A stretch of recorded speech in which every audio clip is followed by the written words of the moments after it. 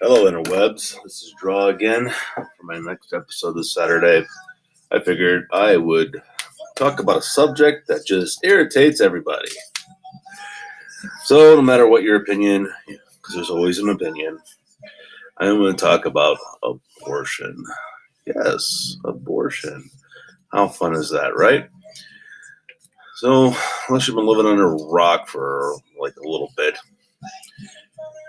New York passed a law that, from what I've seen from news sources, I'm going to admit I'm not like normally I check about 6 sources at least, so this is mild. So apparently in Virginia they tried passing the same law where you can choose to abort the child up to the 3rd trimester, or even after the child was born, which I don't understand.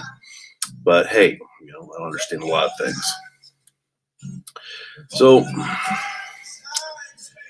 I'm going to tell you my thoughts and how I also got there. So whether you agree or not, hey, that's up to you. I don't care. These are my thoughts. If you want to comment on why you think I'm wrong, you are more than well to comment why you think I am wrong. So,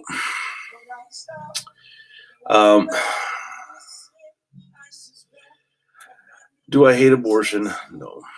Well, a mixed bag on it. I don't think abortion should be necessary. And here's why.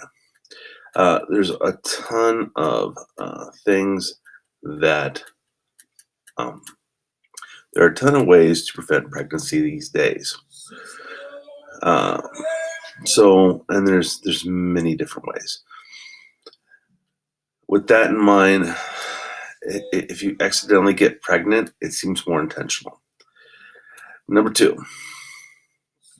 Okay, I'm not a big fan of abortion, but reading Freakonomics kind of changed my mind on it because they gave statistics on how the benefits of abortion by cutting down crime and so forth. So in that case, then I would be for abortion. Like I told you, a mixed bag.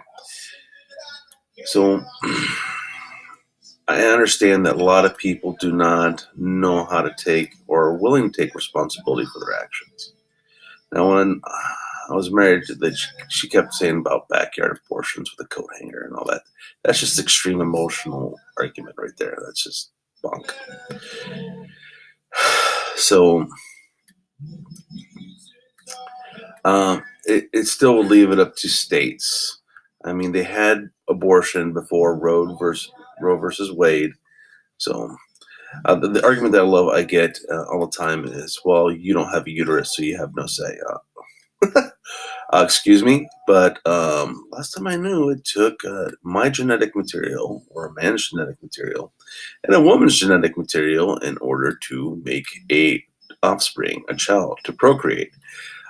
So I find it disheartening that I am told, as a male, I guess, that I have no say in the reproductive process, even though I am a part of the reproductive process. That is, I find asinine. So it's like, hey, the car's broken down. I won't start.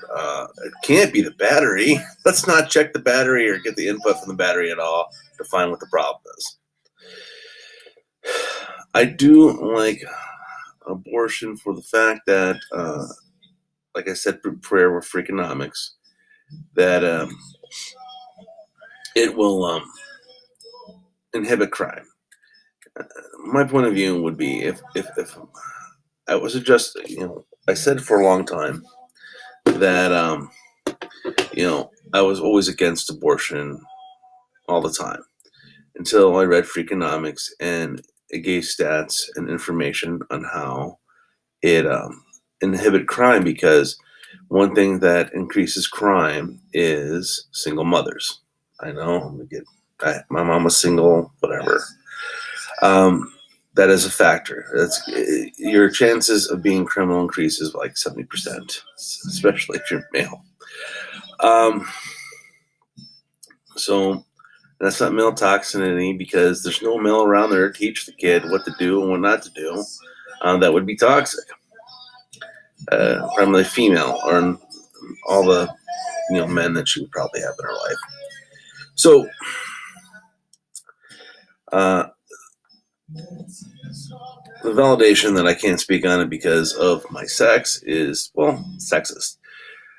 Showing the information that single mothers would more than likely have a higher chance of not only child abuse, but have a higher chance of producing criminal element. Being a single mother, that causes cause for reflection, at least reflection. So I'm kind of for this because if a person, once the genetic material leaves my body, I technically really don't have a say. I'm financially responsible, but I really don't have a say. That's what's been promoted as a bunch. So if a person is so mentally devoid to go through 9 months, however many weeks it is, to get a child, and then at birthing table went, no, I changed my mind, I don't think that person is a sound individual. And I want to think what's best for the kid. Okay. Growing up in that environment, possibly a volatile environment, where he's always going to be looked as a regret, or she's going to be looked as a regret, is that conducive to produce a decent person? Is that going to be more torture for the person or not? In Sparta, they sacrificed the kids that did not come up to the cut. Now we're sacrificing the kids because, not the cut, but because, moms don't want them to change their mind. Okay.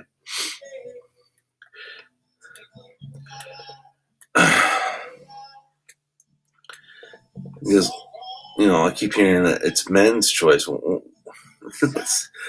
Men tell them what they can do and they can't do with their bodies. No, they're trying to protect the body that isn't born yet.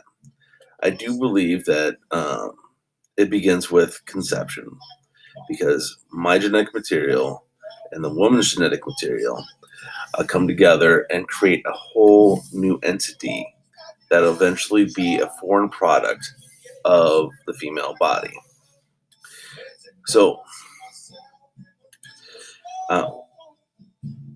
it combines together. Once you have that combination, I think you have life. If we look at bacteria as signs of life on Mars, being a one single cell organism, then what we're looking here is the start of organism, a multi-cell organism, through multiple cells, starting with one cell and then becoming into a bunch of cells. So let's erase that. So where am I at?